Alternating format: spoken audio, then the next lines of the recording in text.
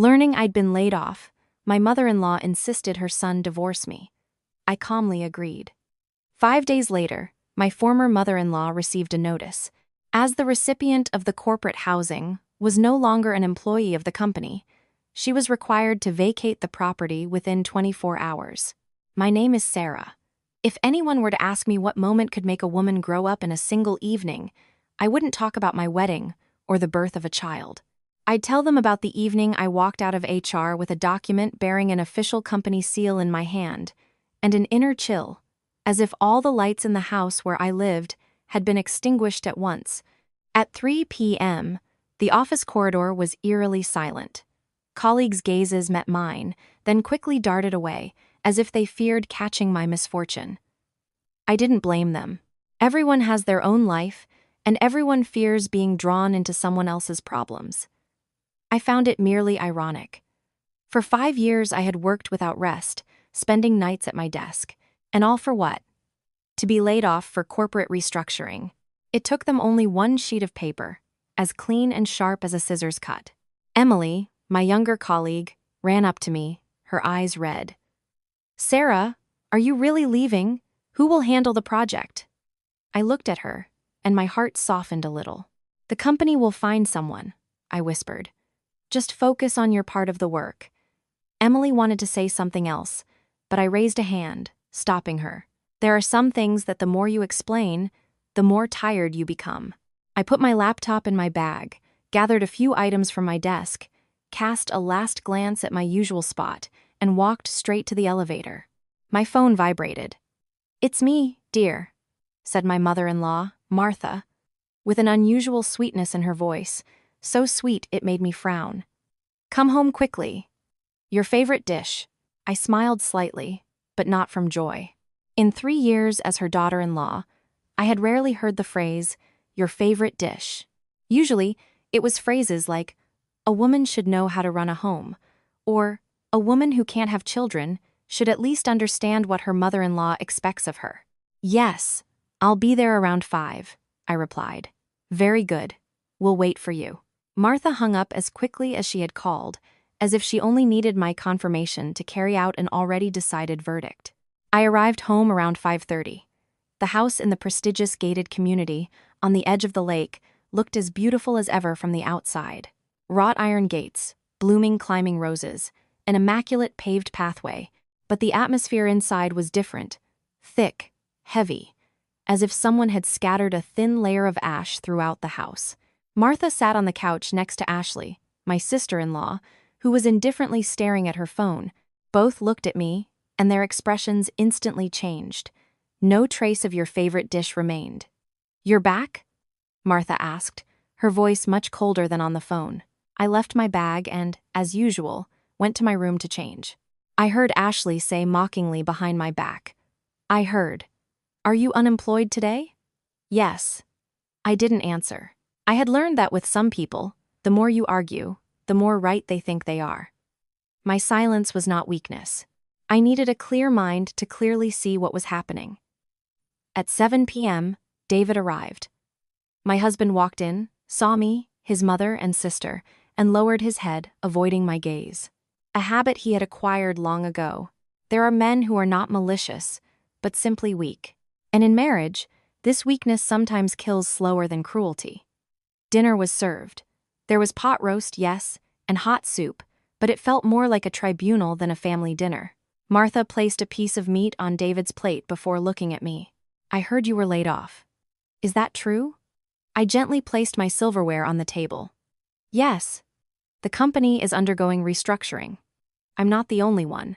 "What an elegant formulation," Ashley sneered. "If you can't handle the job, you get fired."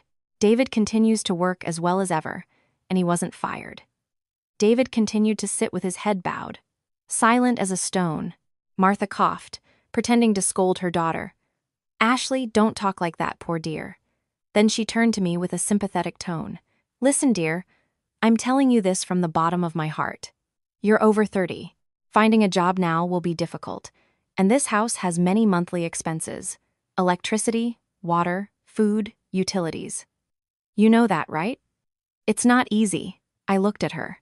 The way she pronounced this house made it sound as if it wasn't mine, and I was just a tenant. Yes, I said calmly. What are you getting at, Martha?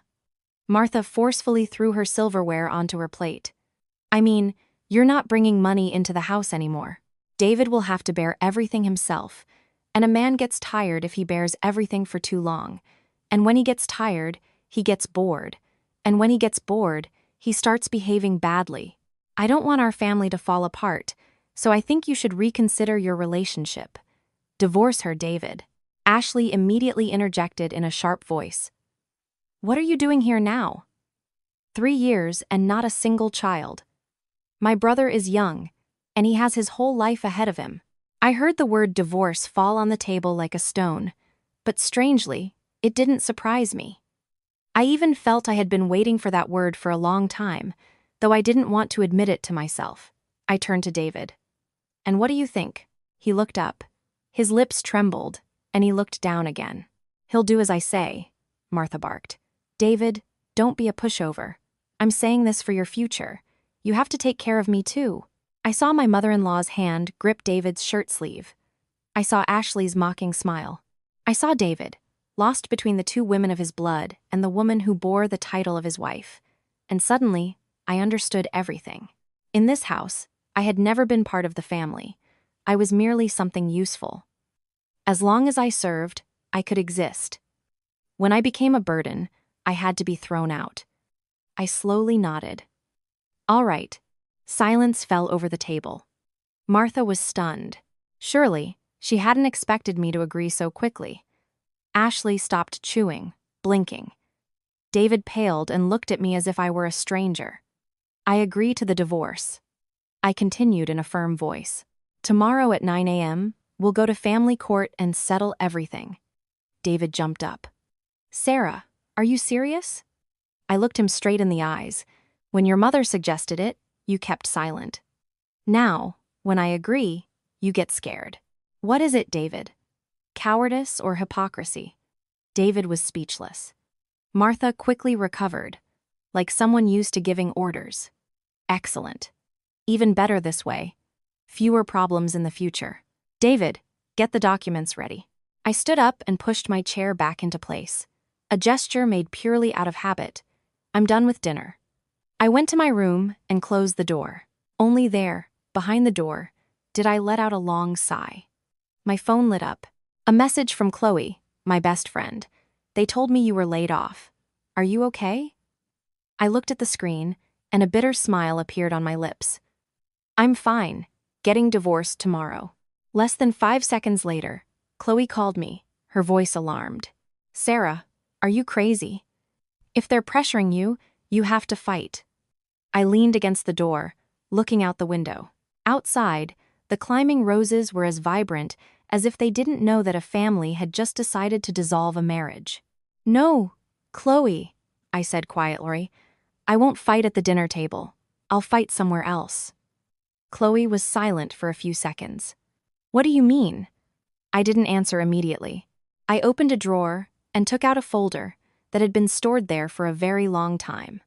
My old employment contract, the document granting housing as part of corporate benefits, a certificate stating I was the sole responsible occupant of this house, papers that, for 3 years, no one in this house had bothered to ask me about because they took it for granted that I was living at their expense.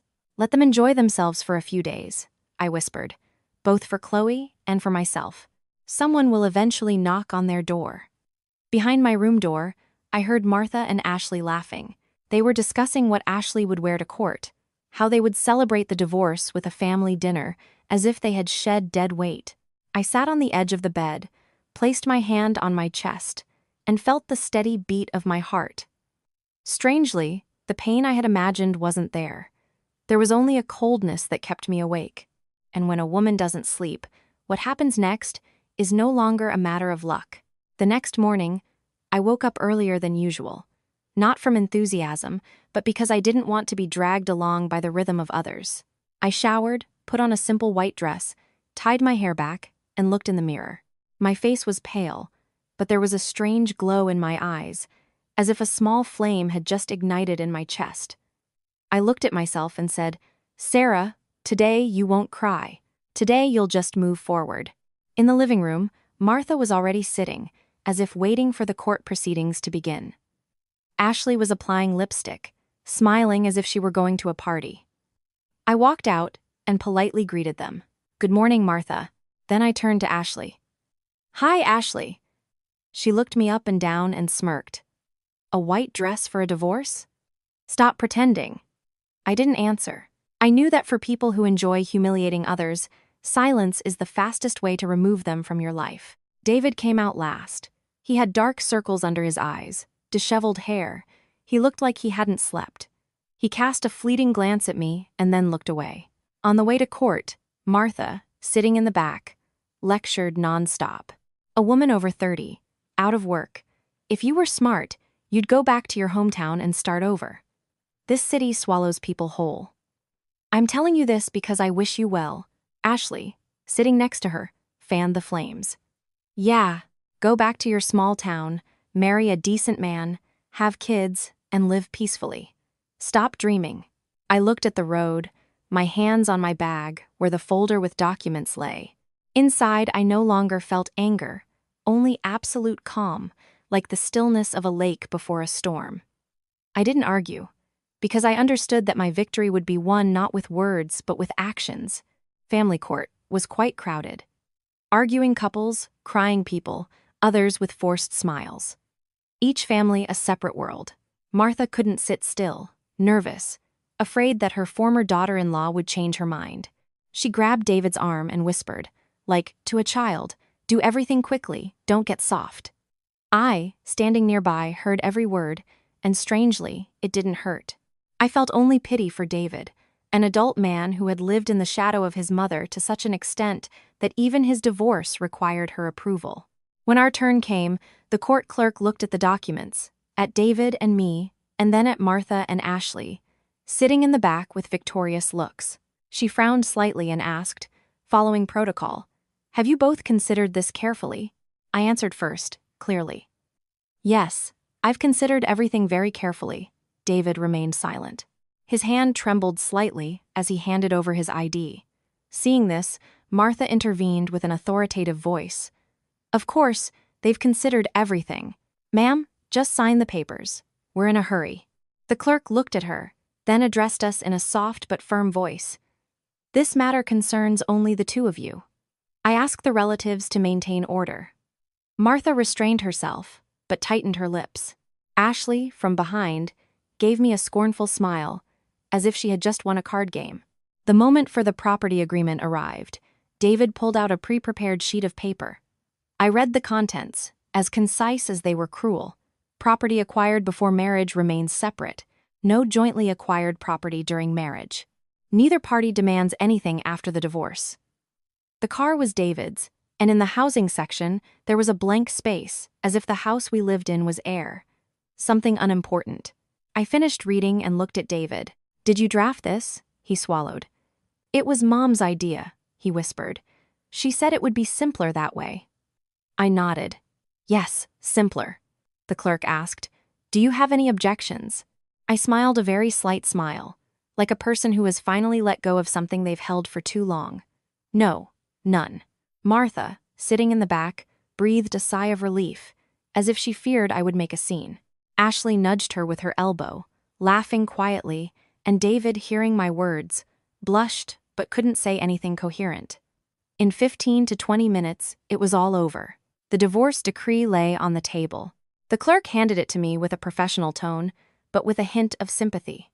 I wish you both peace, each in your own way. I took it and nodded. Thank you. When we walked out, the morning sun was dazzling, reflecting off the asphalt. I took a deep breath and felt my chest lighten, as if I had just shed wet clothes that had clung to my body for 3 years. Ashley approached with an arrogant look. Don't forget to pack your things quickly. Mom says everything needs to be cleared out today, so we can redecorate the house. I turned and looked at her calmly. Yes, I know. Martha also approached. Her voice suddenly softened, the false sweetness of a person who has achieved their goal. Sarah, after all, you were my daughter-in-law. Let me tell you something else. Don't be offended. without a job. Go back to your town. Don't cling to the city. In life, you have to know your place. I heard the phrase know your place, and a silent laugh rose within me. 3 years ago, when I married David, Martha called me dear. Now she spoke to me in the tone of someone doing a favor. I looked at her and replied with maximum politeness, playing my part. Thank you for the advice, Martha, but I don't think I'll need it. Martha was momentarily flustered. Ashley sneered. Won't need it? How are you going to live? I said nothing. I just looked at them as if at an old stage set that was about to be removed. David stood a few steps away, documents in hand, looking at me with a mixture of regret, fear, and self-pity, like a person who had just lost something whose value he didn't understand. He approached, his voice hoarse. Sarah, can we talk? I looked at him and saw in his eyes not love, but panic. He was afraid of something he couldn't yet name. No need, David, we're all done. But when your mother suggested divorce, you kept silent. I interrupted him, still calm. When I signed, you also kept silent. What's the point of you speaking now? David froze. Martha, from behind, shouted, David, what are you standing there for? Let's go. Don't listen to her. Ashley grabbed his arm. Come on, David, don't bother with her. She signed without a second thought. I watched them turn their backs on me, a family of 3, walking towards their car with victorious looks. I was left alone, but I didn't feel lonely. I felt free. I opened my phone. So, Sarah? It was a message from Chloe. That's it. I'm coming to you. Her voice was a mix of anger and tenderness. Move in with me. I've prepared a room for you. But are you really okay? I looked at the sky. The sun was high, and the wind ruffled my hair. I'm fine, I said quietly. I'm just beginning. I hung up and walked to the parking lot. On the way, I thought about the house. For 3 years, I had lived there, cleaning every shelf, planting every flower, fixing every light bulb. I didn't regret the effort. I only regretted investing my heart in a place where it was seen only as an ornament. I stopped, opened my bag, and touched the folder with documents. They were cold and stiff, but they gave me peace. I remembered what I had told Chloe last night. I won't fight at the dinner table. I'll fight somewhere else. And I knew that somewhere else was very close. Martha and Ashley thought they had gotten rid of a burden. David thought his life would become simpler, but they didn't know that the place where they sat, ate, and boasted didn't belong to them as they thought. And when the truth knocked on their door, it wouldn't do so gently. I started my car and drove to Chloe's. In the rearview mirror, the courthouse building grew smaller. I felt no nostalgia, only a very clear certainty. I had just passed through the first door. That evening, I stayed at Chloe's. Her small apartment on the 12th floor wasn't luxurious or spacious, but it smelled of ginger tea and the constant ticking of a wall clock. Chloe had prepared a room for me, with clean sheets and a new towel. She did a lot without asking unnecessary questions. The kind of care that comes from someone who understands that at such moments, questions only make you more tired. I sat on the edge of the bed and took off my shoes. My feet touched the cold floor. For the first time in 3 years, I didn't hear Martha's TV. Ashley's mocking laughter from the living room. Didn't wait for David to return late, wondering what place I held in that house. I slowly and deeply exhaled, like a person emerging from underwater. Chloe brought me a glass of warm water. Drink, don't say anything. I took the glass. My hands trembled slightly, not from cold, but because my body was beginning to relax, like an overly taut string finally loosening. Thank you, Chloe, I whispered. She sat next to me, looking directly at me, without pity or curiosity. You don't need to be strong with me. If you're tired, allow yourself to be. I gave a hollow smile. It's strange, Chloe. I thought I'd cry, but no, I only feel emptiness. Chloe nodded. That's emptiness because you've just cleared out a room in your heart. You haven't had time to put new furniture in yet. That night, I slept deeply, without dreams, not waking to noises in the middle of the night. Waking up, I saw sunlight streaming through the curtains, drawing a bright stripe on the wall. I sat up and felt whole, not broken or cracked, as I had feared. After washing, I opened my bag and took out the folder with documents. Everything I had kept for 3 years, not out of calculation, but out of habit of prudence.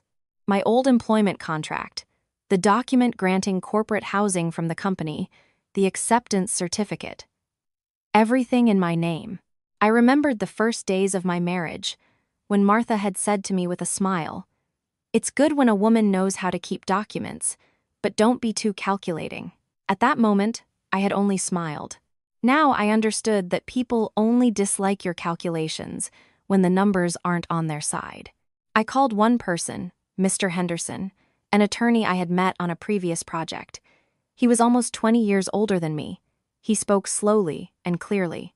When I finished explaining the situation to him, he was silent for a few seconds, then asked, "Are you sure, Sarah?"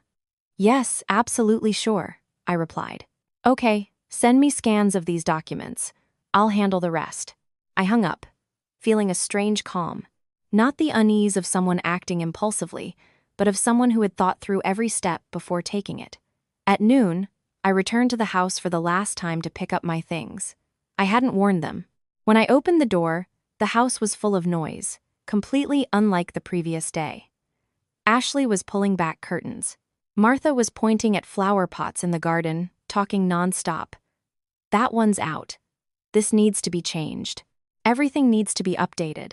It brings bad luck." Seeing me, Martha stopped, but quickly regained her tone as mistress of the house. "Came for your things. Hurry up, don't linger." Ashley leaned against the door, arms crossed, surveying me from head to toe. "Make sure you take all your stuff. Don't leave anything, or people will think you still have something in common with us." I nodded. "Okay." I entered the room that had been my bedroom for 3 years. Now it felt alien. The pictures I had hung were already taken down. The plant I had cared for had been moved to the balcony. I opened the closet, took out my clothes, and carefully folded them into a suitcase. I didn't take much, only what I had bought myself, what I wore. I left the rest. I didn't want to fight for things in a house where I had long ceased to be considered the hostess. David stood in the doorway, watching me. He hesitated for a long time before speaking. "Sarah, are you really leaving?" Without looking up, I replied, "What do you think I should do?" "Stay." He bit his lip. "No, I just didn't expect you to agree so quickly." I paused my tasks and looked at him. "Does the fact that you didn't expect it change anything?" He shook his head. His eyes were red. "No, well, that's it then. Save your strength to take care of your mother and sister." I zipped up my suitcase. Martha shouted from the living room, "What are you two whispering about in there?" "Sarah, are you finished? When you're done, just leave." I looked at her. For 3 years, I had called her Mom. For 3 years, I had cooked for her, driven her to the doctor, listened to her complaints. But at that moment, I saw only a woman, frightened by the loss of the luxury she enjoyed. "Yes, I'm finished," I replied officially. "Leave quickly, leave us in peace," Ashley sneered. "When you're gone, this house will finally have peace." I dragged my suitcase to the door. Before leaving, I turned and said a very ordinary phrase, without raising my voice or defiance. "Take care, Martha, and you too, Ashley." Martha snorted and didn't answer. Ashley turned away. David remained standing motionless, not saying goodbye. I closed the door. The sound was very quiet. So quiet that I understood that from that moment on, everything had entered a new orbit. 3 days later, the house was full of people. David's relatives had arrived. Martha proudly showed them around the house. This house was provided by David's company. What luck! Ashley posted photos everywhere, from the staircase to the flowers in the garden, accompanying them with hints. I found out about this because Chloe showed me. I glanced at them, not commenting. These photos were like fireworks, beautiful, but short-lived. On the morning of the 5th day, as I was having breakfast at Chloe's, Mr. Henderson called. His voice was, as always, neutral. "Sarah, the matter is settled. This afternoon, the office will send out the official notice." I was silent for a few seconds. Not from nerves, but feeling all the pieces of the puzzle falling into place. "How will it be sent?" I asked. "An official certified letter with a return receipt, delivered by a process server, with a clear deadline." He paused. "Rest assured." Everything is in accordance with the law. Thank you, Mr. Henderson. I hung up. Chloe looked at me. She didn't ask, just smiled and poured me more tea. That same day, on my way to a job interview at a new company, my phone wouldn't stop vibrating. Unknown number. I didn't answer. Soon, Chloe sent me a message. Everything at David's house is crazy. I pulled over to the side of the road and called her. She spoke quickly, with a mixture of satisfaction and seriousness. The attorney sent the notice. It demands that individuals who no longer meet the company's eligibility requirements for benefits vacate the corporate housing within 24 hours. I closed my eyes for a second, not to savor the moment, but to remind myself that I shouldn't falter. How did they react? Chloe chuckled. Martha is calling everyone David. Ashley. She even called me. Her voice was trembling. We have nothing. An image of Martha standing in the middle of the living room, calling me a burden, came to my mind. Now, the house she considered her trophy turned out to be in my name, not by cunning, but because it had been mine from the very beginning. I hung up and drove on. In the rearview mirror, the sky over the city darkened, but inside me, it was bright. I felt no gloating, only justice. That evening, David called me. For the first time since the divorce, his voice sounded genuinely frightened. Sarah, my mom. Mom says the house is yours, not mine. Why didn't you say anything before? His voice cracked. I smiled bitterly. Did you ever ask? Silence on the other end. David, I continued, without reproach. There are things people don't talk about, not because they're hiding something, but because no one is interested in asking. I hung up. Outside the window, the city lights came on. I sat motionless, like a player who had just made a key move on the board. I knew the real storm was about to begin, but this time, I wouldn't be sitting at the dinner table waiting for a verdict. I would be outside, watching their every move. That night, I didn't fall asleep right away. I sat on Chloe's apartment balcony, looking out at the street. Cars kept driving, people kept walking. The city didn't stop because of one divorce or one official notice. Suddenly, I realized that only by leaving a relationship do you understand how small it is on the grand canvas of life. My phone vibrated again. David again? I didn't answer. I no longer had an obligation to answer his calls of panic. I had heard his silence too many times when I needed him. Now it was his turn to get used to mine. Chloe brought a thin cardigan and draped it over my shoulders. Are you cold? I shook my head. No, just a little tired. She leaned against the railing next to me. I know you're not happy about their problems, she said quietly, but I also know you didn't do anything wrong. I looked at my hands. I'm not happy, but I'm not saddened either. I just feel like everything has fallen into place. Nothing more. Around 11 p.m., Martha called. Her number appeared on the screen. I looked at it for a few seconds and answered, not out of compassion, but because I knew some conversations needed to be finished. Sarah? Her voice trembled, stripped of its usual haughtiness. Can you listen to me for a minute? Yes, speak, I replied, maintaining respect. It's about the house. Did you do this? She asked, her voice breaking. I was silent for a few seconds. Whatever you think, that's what it is, Martha gasped. How can you be so cruel, Sarah? After all, you were my daughter-in-law. How can you throw us out onto the street? I heard the word cruel, and my heart didn't falter. Martha, I'm not throwing anyone out onto the street, I said slowly and clearly. I'm just taking back what was never yours. But we lived here for 3 years, she almost screamed. Yes, because during those 3 years, I worked for that company. Now I don't. The benefit has ceased. The law is very clear. I didn't raise my voice, didn't sneer, just stated the facts. A long silence followed on the other end, and then she burst into tears. Real, unfeigned tears. Sarah, I know I was wrong. I have a bad temper. I speak without thinking. But think, we're women. Did it have to come to this? I closed my eyes, remembering all the times I had endured, forced a smile, told myself, let it go, she's old. I opened my eyes. My voice was no longer soft. Martha, between women, each simply takes her place. Can you give us a little more time? We don't know where to go. Ashley is young. David's salary isn't high. Her voice broke. I heard in her words not love for me, but fear of losing her comfort. The deadline is clearly stated in the document. I will not change it, I replied. You're heartless, she said in a tired voice. I smiled very faintly. You once said I was a burden. Who among us is heartless? I think you know that better than I do. I hung up. My hands didn't tremble. My heart didn't race. I just felt that one chapter of my life had been cleanly closed. The next morning, I went to my job interview.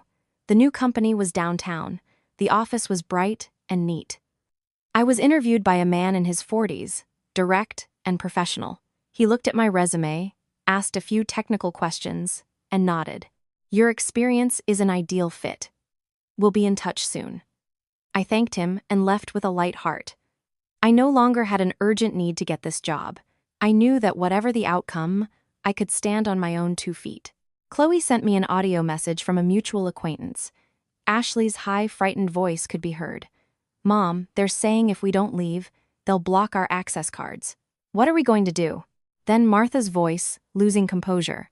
Call your brother. Call David. He has to take responsibility.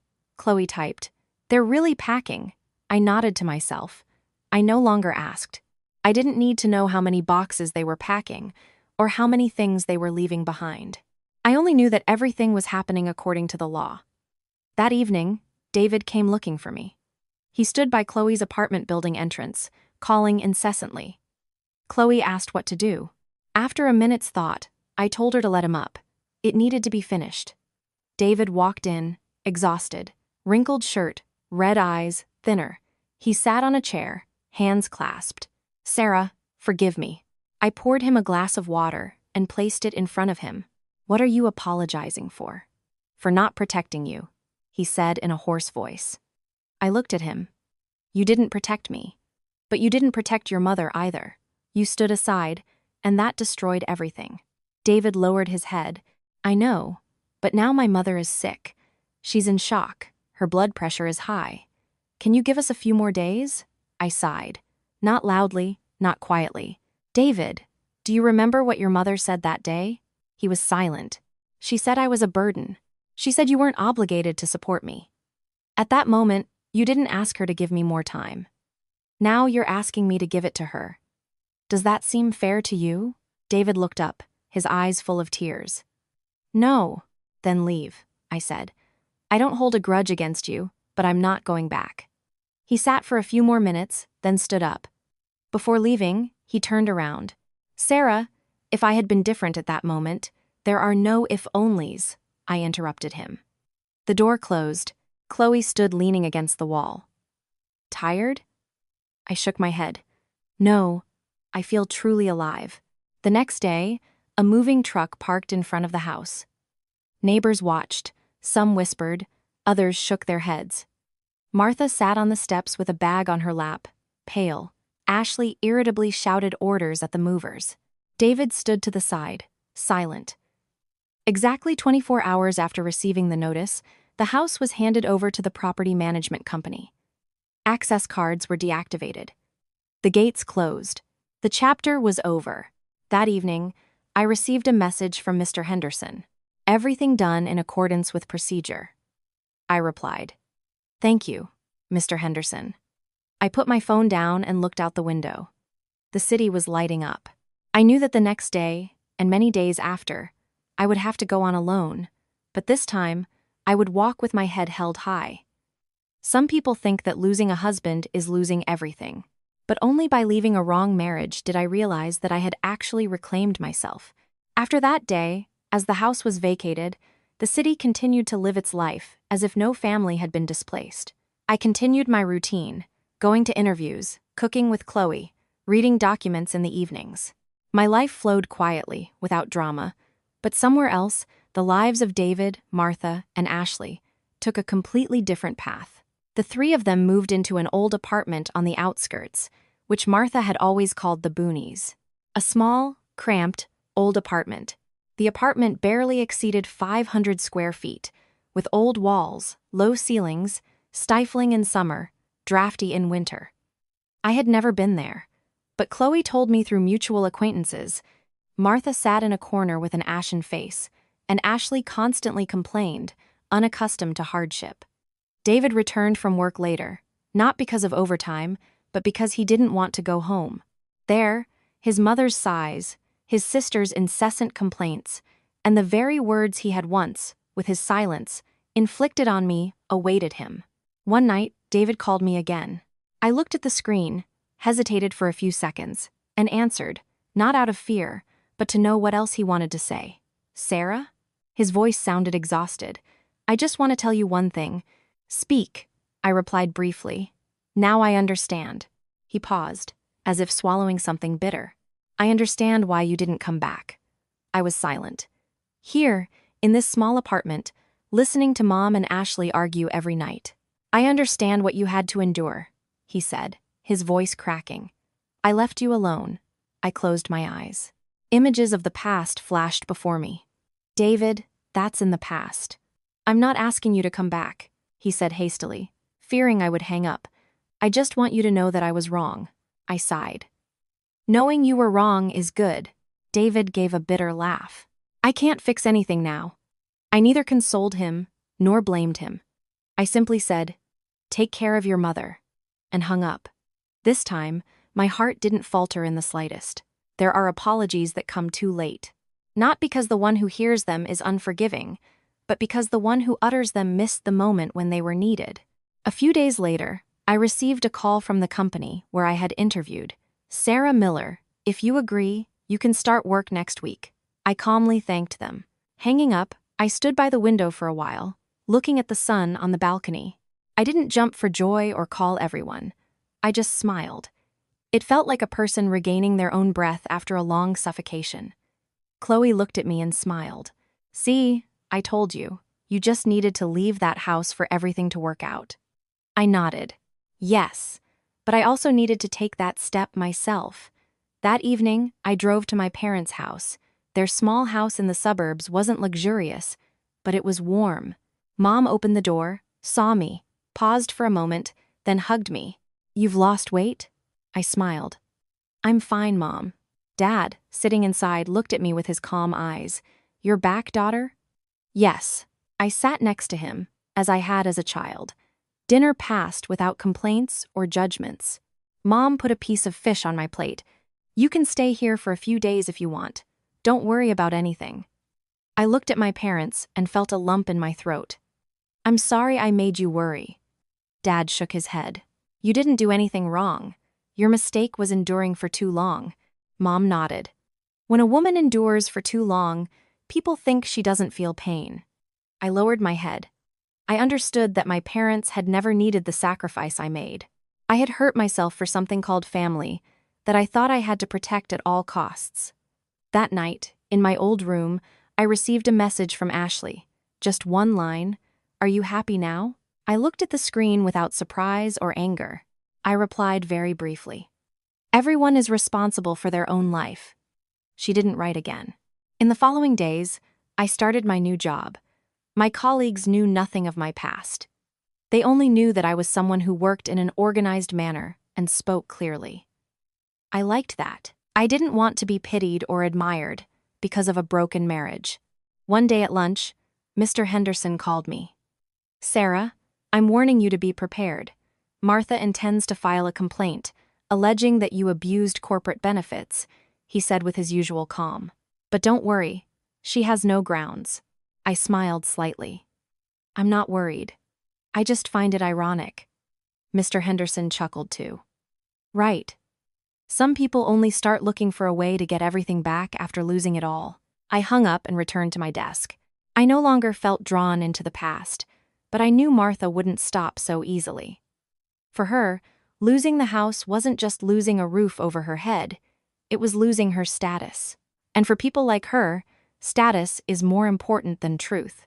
Indeed, a few days later, Chloe sent me another audio message, Martha's voice. She planned it all from the beginning, pretended to be good to take over the house. Chloe asked, "Are you going to do anything?" I shook my head. No need, the truth won't change. That evening, I sat alone and wrote down the lessons I had learned from my marriage, not to hold a grudge, but but to remember. To remember that one should never hand over one's worth to others.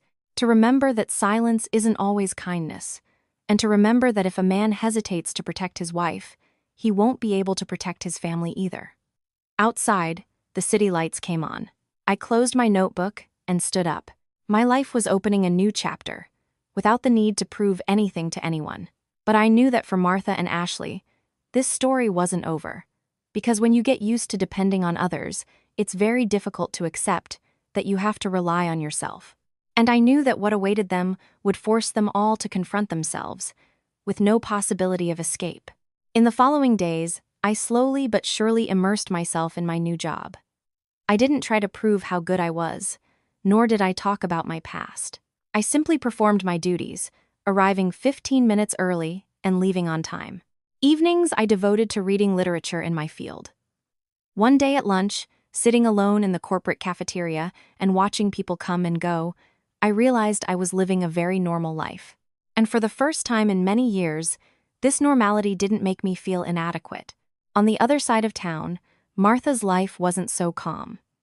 The old apartment on the outskirts, designed for two, now housed 3 adults, accustomed to a spacious house, a garden, and trees. Now she woke up bumping into walls and to the noise of cars. On hot nights, she tossed and turned in bed, sighing. A sigh caused not only by the heat, but also by disappointment. Ashley couldn't hide her irritation. Accustomed to boasting and receiving admiration, she was now forced to make excuses to avoid meeting friends. One day, she came home, threw her bag on the table, and exploded. "Mom, do you know what they're saying about me?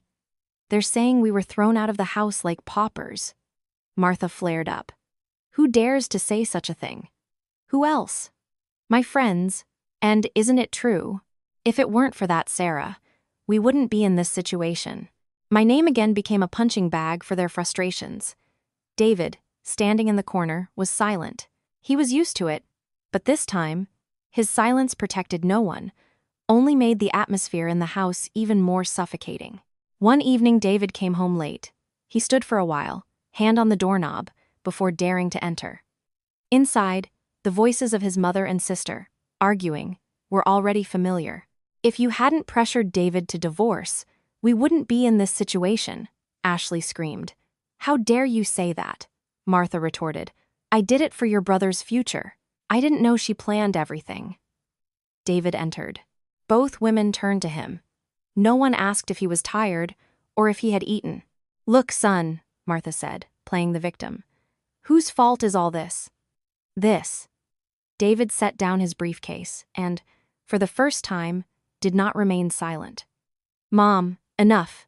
Martha was stunned. "What did you say?" "Stop blaming Sarah for everything," David said slowly but clearly. "We lost the house because I wasn't up to par, not because of her." Ashley looked at him with wide eyes. "Are you defending her?" David looked at his sister, then at his mother, this time not looking away. "I'm not defending her. I'm telling the truth." Martha felt as if she had been slapped. She trembled. "You dare to say your mother was wrong?" David was silent for a few seconds, then nodded.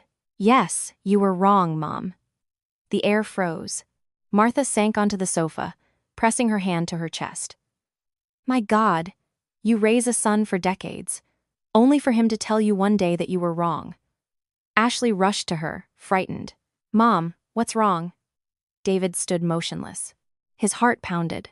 He remembered all the times I had endured hurtful words. He remembered my gaze when I agreed to the divorce. At that moment, he hadn't dared to say anything. Now, it was too late to speak. But if he hadn't said it, he would have remained a coward forever. The next day, Martha was hospitalized with a hypertensive crisis. The doctor said it was nothing serious, but she needed rest and to avoid stress. David, sitting in the corridor, looked at the people passing by, his thoughts confused. He took out his phone, found my name in his contacts, and stopped. He didn't call. He knew there were things you couldn't ask of someone you had pushed out of your life. Meanwhile, I was at a meeting at my company. It ran longer than expected. We were discussing a new project, and I was assigned a significant part of it. When the department head called my name, I was a little surprised but nodded. I hadn't felt trusted in a long time. I took notes, clarified every detail. No one mentioned me as someone's wife or daughter-in-law. I was simply a competent employee. Leaving, I saw several missed calls from an unknown number. I guessed who it was but didn't call back. I no longer had an obligation to resolve the consequences of others' decisions. That evening, Chloe came home later than usual. "Do you know what happened?" she said, sighing. "Your ex-mother-in-law is in the hospital." I remained silent, not out of indifference, but because I had expected it. "David called me," Chloe continued. "Asked if there was a way to reach you." I poured her a glass of water. "What did you tell him?" "That you were busy." Chloe looked at me. "Do you feel guilty?" I thought for a moment. "No, I just feel that the boundaries have become clearer." Chloe nodded. "I understand." That night, I thought for a long time. I remembered driving Martha to the doctor, waiting for hours in the waiting room. There was a time when I truly considered her a mother, but attachment, if it's one-sided, withers. I no longer had the strength to take responsibility for someone else's choices. 2 days later, Martha was discharged. She returned home much weaker. Ashley had to take a few days off work to care for her. She was irritable, but didn't dare complain too much. David became even more silent. He went to work, came home, cooked, cleaned. Tasks that I used to perform, he was now beginning to master. Every time he picked up a broom or washed a plate, he remembered me and how he had taken it for granted that it was women's work. One evening, David was alone in the kitchen. He looked at the small room and, too late, realized something. Losing the house wasn't as painful as losing the person who had once considered him their pillar. Meanwhile, my life had entered a new orbit.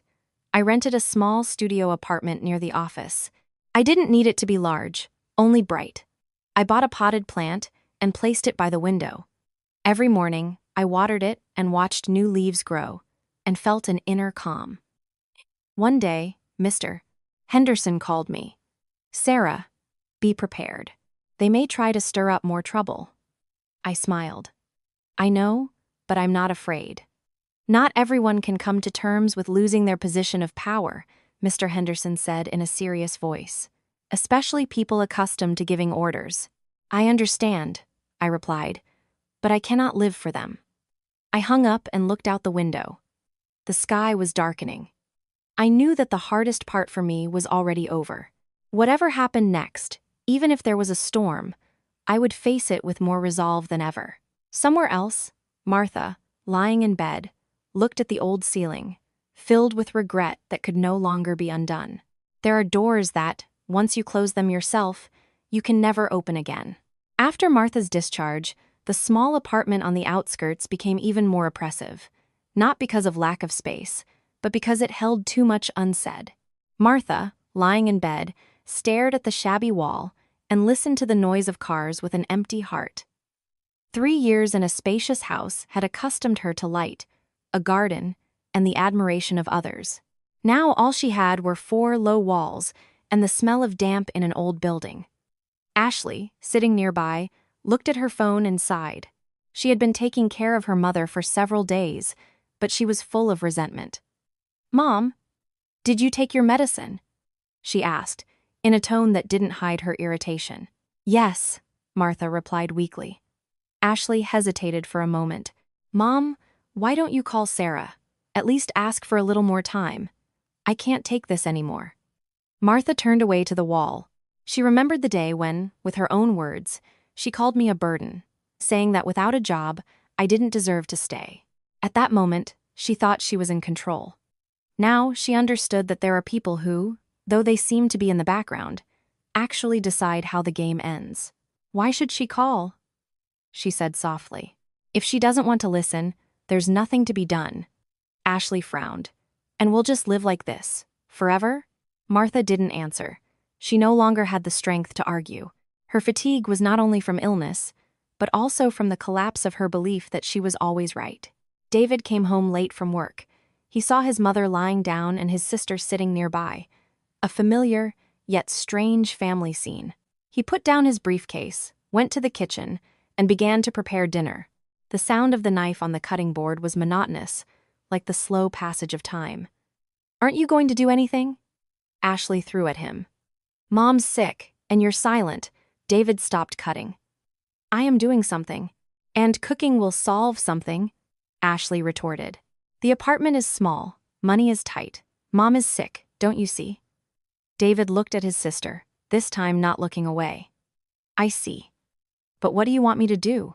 Go beg Sarah? Ashley fell silent. The question hit her weakest spot.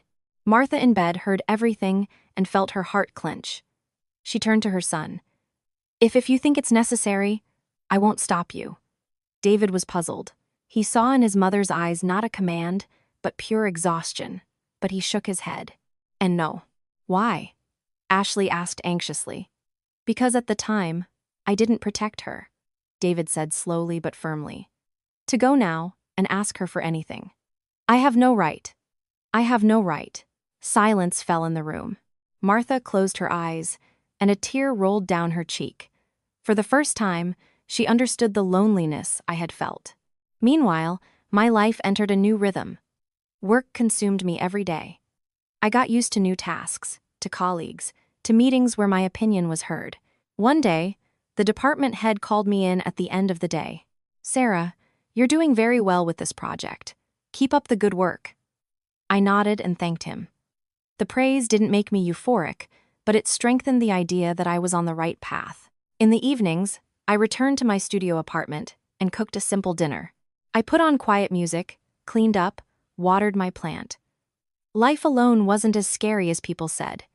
It simply required confronting myself more often. One evening, the phone rang. It was David. I looked at the screen for a long time and finally answered. Sarah. His voice was hoarse, as if he had thought for a long time before calling. I'm not calling to ask for anything. Then why are you calling? I replied calmly. I just want to say that my mother realized she was wrong. He hesitated. She doesn't say it, but I see it. I was silent. It was a belated admission, but at least it was something. I'm not expecting you to come back, David continued. I just want you not to think that everything you did was in vain. I took a deep breath. It wasn't in vain, but there's no point in clinging to it either. I understand, David replied. I just wanted you to know. Thank you. I said nothing more and hung up. After that, my heart was calm, like a smooth surface of water reflecting the past. A few days later, I drove to my parents' house again. Mom went to the market with me. I heard things aren't going well for them over there, she said. I nodded. Yes. Do you feel sorry for them? She asked quietly. I paused. Yes, Mom, but I can't go back. Mom sighed. I understand. There are things that, even if it hurts, you can't carry for others. Dad, sitting on the porch, heard us and slowly said, in life, everyone pays for their own decisions. You don't have to carry someone else's burden. I looked at him and felt warmth in my chest. There are words that, without being loud, give you the strength to stand on your feet. In the small apartment, Martha gradually recovered, but her spirit was different. She no longer gave orders or complained. She spent more time sitting and looking out the window. One day, she told David, I used to think I was taking care of you, but in reality, I was only taking care of myself. David didn't answer. He knew those words weren't for him, but for herself. Ashley, on the other hand, still hadn't come to terms with it. She blamed her mother, her brother, me, but deep down, she was starting to feel fear. The fear that one day she would have to rely on herself, without anyone's protection. One evening, Chloe called me. Guess what? Ashley is looking for another job, says she wants to move downtown to earn more. I smiled slightly. That's good. We all have to learn to take care of ourselves. Chloe was silent for a moment. You've changed a lot, haven't you? I looked out the window, where the evening sun was fading. I haven't changed. I just stopped deceiving myself. That night, I wrote in my diary, not about resentment, but about awakening, about a woman who once thought she had to sacrifice herself to keep a family together, and then realized that a family cannot be held together by the silence of one side. In the apartment on the outskirts, Martha listened to the rain. Each drop struck her memory. She thought about me at that last dinner, about how I stood up and said, I agree to the divorce. At that moment, She thought she had won. Now she knew that was when she had lost the most. I closed my diary and turned off the light. Tomorrow would be a new day. I didn't know what the future would bring, but I knew I wouldn't go back to the old path. There are losses that, over time, turn out to be new beginnings. The days that followed passed more slowly than I expected, without shocks or late-night calls. My life entered a phase of calm, not emptiness, a calm like the sea after a storm, when the underwater currents have settled at the bottom. In the mornings, I went to work on time. In the evenings, I returned to my studio, cooked, read, sometimes stayed late at the office, returned tired, but with a light heart. I no longer had to guess anyone's thoughts or hold my breath from hurtful comments. With each passing day, I felt more clearly that I was living for myself, not for the role of a daughter-in-law or a wife. One weekend, Chloe came to my studio, brought some fruit, and sat on the floor. "Have you noticed?" she said, munching on an apple. "You smile more lately." I paused for a moment and smiled genuinely. "Really?" Chloe nodded. "Yes, before, you smiled as if you were making an effort. Now you can tell it's sincere." I looked out the window. The plants I had bought had started to put out new leaves. Maybe it's because I no longer have to pretend? "Yes," Chloe nodded. "By the way, things aren't quite settled with them." I didn't ask. I knew that if Chloe said that, something had happened again at David's house. Indeed, a few days later, David called me. This time, he was straightforward. "Sarah, I'm sorry to bother you again. My sister Ashley quit her job," he said slowly, as if fearing my reaction. "She says she can't stand people whispering." I was silent. I remembered the old Ashley, self-confident, arrogant, considering herself above others. I wasn't happy, but I wasn't surprised either. "Mom found out and was very upset," David continued. "She doesn't say it, but I can feel it." "Are you calling to tell me about this? Or to ask for something?" I asked in a neutral voice. Silence fell on the other end. "Just to tell you. I don't expect anything." "Then you've told me everything. Take care of your mother and sister." I hung up. I wasn't cruel. I just didn't look back. In the apartment on the outskirts, the atmosphere became increasingly suffocating. Ashley, now at home, spent her days on the phone, comparing her life to others, and feeling more and more frustrated each time. She began to openly blame her mother. "If you hadn't pressured David to divorce, we wouldn't be in this situation." Martha, sitting on the sofa, trembled. "I did it for your brother." "For him or for yourself?" Ashley cried. "You hated Sarah because she was more competent than you thought." This phrase was like a knife wound. Martha was speechless. She wanted to object, but couldn't. She realized that, deep down, she truly felt this envy of my calm, of my ability to rely on myself, not depending on her son. David heard everything from the kitchen and felt a sharp pain. For the first time, he saw the consequences of letting others decide his life for him. But he no longer blamed anyone else. That responsibility was his. On a rainy evening, Martha sat alone, watching the drops fall. She remembered how I had once come home completely soaked when I picked her up from the hospital. She remembered my cooking, my voice, so naturally calling her mom. At that moment, she hadn't appreciated it. Now it was too late. She picked up her phone, found my name in her contacts, hesitated for a long time, and put it back down. There are mistakes that apologies cannot fix.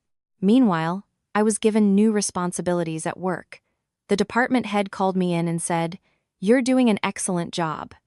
The company is considering offering you a higher position." I was a little surprised, but remained calm. "Thank you. I'll do my best."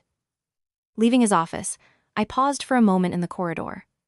I remembered those days when I was considered a burden due to unemployment. I no longer felt anger. I only understood that a person's worth is not in how others judge them, but in whether they dare to rise above that disregard. That evening, I drove to my parents' house. Mom prepared a simple dinner. "You work hard, daughter." "As usual, Mom." Dad put down his silverware and looked at me. "The fact that you can live the way you do now, that's already a lot. Don't look back." I nodded. "I know." Mom hesitated, then quietly asked, "If something serious happened to them, would you help them?" I thought for a moment. I wouldn't go back, but if it were a matter of humanity, I wouldn't abandon them. Mom sighed. That's enough. A few days later, Ashley had a minor motorcycle accident. Nothing serious, but she had to stay in bed. The scare silenced her. She began to think about her future, about the fact that she couldn't live off her mother and brother forever. But every time she thought of me, she felt a mixture of resentment and regret. David came to visit her. Seeing her in bed, he said, "You need to start relying on yourself. No one will carry you forever." Ashley turned away, and tears streamed from her eyes, not from pain, but from fear. Martha, after many sleepless nights, finally understood something painful. The person she had driven away was the only one who stood firmly on their own 2 feet in that house. But this understanding could no longer save anything. It was merely a scar that would remind her of her mistake. I didn't know about any of this. I only knew that every morning I woke up without fear. I no longer had to worry about anyone's gaze. I lived slower, but with more resolve. One evening, I wrote in my diary, "Some families fall apart not due to a lack of love, but due to a lack of respect." I closed my notebook and turned off the light. The rain had stopped. I knew that this story still had pages to be written, but for me, the door to the past was already closed. At the beginning of the month, life flowed at a slow but fulfilling pace. I was busy with my new job, with more meetings and greater responsibilities. Sometimes I returned late. From the balcony of my studio, I looked at the stream of cars, thinking about my former life not with nostalgia, but with the distance one looks at an old, faded photograph. One afternoon, Chloe called me, her voice a little anxious. "Sarah, I think you should know this. Martha is back in the hospital." I froze. Seriously? The doctors say it's her blood pressure and something with her heart, not critical, but needs observation. Chloe paused. David called me, asked if I should tell you. I was silent for a long time. Old words, old glances. Every cold comment from the past returned to my memory and then dissipated. "Tell him I already know. Are you going?" Chloe asked quietly. "Let me think." That evening, I went to my parents' house. Dinner was simple, as always. Dad ate slowly, then looked at me. "Are you thinking about them?" "Yes," I nodded. "Yes." Mom, sitting nearby, said with her usual tenderness, "If you feel you should go, go. Not for them, but for your own conscience." Dad added, "But remember one thing, you're going to visit a sick person, not to return to your former role." His words brought me relief. I understood what I feared. Not the meeting itself, but being drawn back into the situation that suffocated me. As soon as I understood this, the fear vanished. The next day, I took half a day off work, bought some fruit, and drove to the hospital. The corridor was long, with the familiar smell of disinfectant. I saw David standing outside the room. He had lost a lot of weight. "Sarah, you came?" I nodded. "I came to visit your mother." In the room, Martha lay on the bed. Her skin was sallow, and her eyes were sunken. Seeing me, she was surprised, then turned her face away. I placed the fruit basket on the table, maintaining a tactful distance. "I came to visit you." Martha was silent. A moment later, she turned to me with a hoarse voice. "I didn't think you would come. Honestly, I didn't either," I replied. "But I thought it was the right thing to do." She looked at me for a long time. Her gaze was no longer sharp. It was filled only with fatigue and remorse. "I'm sorry." These 2 words were spoken quietly, but they carried weight. I didn't answer immediately. I knew this apology came from a completely different place, without pride or calculation. "I heard you," I said. "Now rest." Martha closed her eyes, and a tear rolled down her cheek. Not because I hadn't forgiven her, but because she understood that some things could never be as before. At that moment, Ashley entered. She was still limping slightly. Seeing me, she froze in place. "Sarah." I looked at her. "Are you feeling better?" Ashley nodded, lowering her head. "Yes, a little." Silence fell in the room. David, at the doorway, didn't dare to intervene. He knew my presence made them uncomfortable. But it was this discomfort that forced each of them to see their place. I didn't stay long. Before leaving, I turned to David. "Take care of your mother." He nodded. "I know. Thank you for coming." Leaving the hospital, I took a deep breath. I felt neither victory nor defeat, only a clear sense that I had closed a chapter. I had done what I thought was right, and that was enough. A few days later, Martha was discharged. She spoke less. Ashley started looking for work again, this time without inflated expectations or arrogance. David became even more silent. He went to work, came home, cared for his mother. Their lives ceased to be noisy, but they didn't become easy either. One evening, David sent me a message. "Mom asked me to tell you thank you."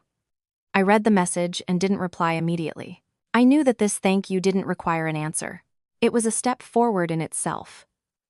At the company, I was officially appointed to a new position. At the meeting, I stood up to accept the responsibility, listening to the applause around me. At that moment, I thought of those days when I was considered useless, not with bitterness, but to remind myself how much my path had changed. That evening, Chloe took me to a restaurant to celebrate. She raised her glass. "See, everything works out in the end." I smiled. "It works out, but differently." "Are you happy?" Chloe asked. I thought for a moment. Yes, because I no longer sacrifice myself for the peace of others. In the apartment on the outskirts, Martha, sitting alone, looked at the small courtyard. She remembered my image in the hospital room, calm but detached. She understood that from that moment on, she could only look at me from afar, like someone who had profoundly passed through her life, but no longer belonged to her. Ashley, after several rejections, finally found an ordinary job. She came home and, with a sigh, said, "Mom, I have a job now." Martha nodded. "Good. Work and take responsibility." Ashley looked at her mother and suddenly saw her as much older. She realized that there are lessons learned only at a high cost, and that there are people who, once they leave, don't return to fix your mistakes. I continued to live my life, without boasting or evasiveness. I knew that there would still be difficulties ahead, but unlike the past, I was no longer afraid of losing my place in someone's heart, because I had found my own place.